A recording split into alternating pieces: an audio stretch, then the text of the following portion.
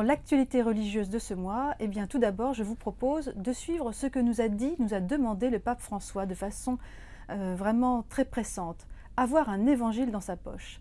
Eh bien, je suis heureuse de vous proposer une Bible de poche, une toute nouvelle Bible. Il s'agit de la traduction, la TOB, la traduction œcuménique de la Bible, qui vient enfin, après tant d'années de réclamations de la part de tant de clients, eh bien, de paraître en poche. Une Bible de voyage, c'est la TOB que, à présent, vous allez pouvoir emporter en voyage, en pèlerinage, avec vous. Elle est facile, pratique, légère, et enfin, elle existe. C'est certainement cela la bonne nouvelle.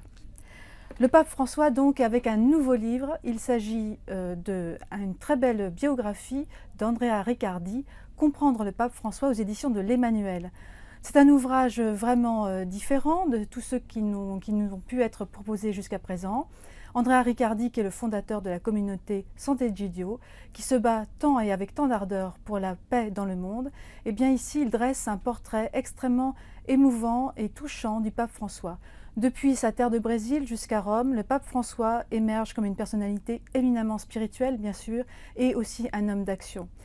Andrea Riccardi nous fait comprendre de l'intérieur à quel point notre pape est un pape qui est déterminé et qui va de l'avant. Malgré toutes ces difficultés, il va nous proposer, et il nous propose, et il enthousiasme le monde autour de lui.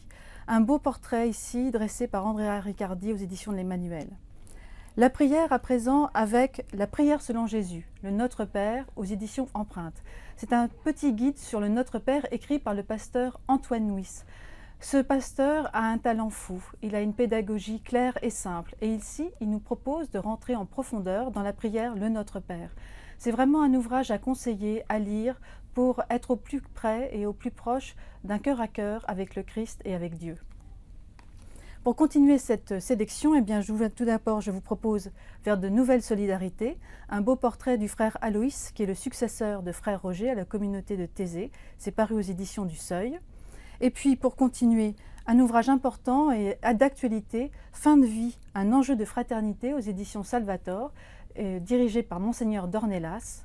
Et puis pour finir, deux ouvrages spirituels. Eh bien, il s'agit tout d'abord de Chemin de croix de Timothy Radcliffe, dominicain, qui avec une plume absolument incroyable et d'une très belle spiritualité nous propose de méditer ce chemin de croix aux éditions du Cerf. Et enfin, Jean-Pierre Torel, dominicain toujours aux éditions du Cerf, La croix glorieuse, qui nous propose une méditation spirituelle du jeudi saint jusqu'à la Pentecôte.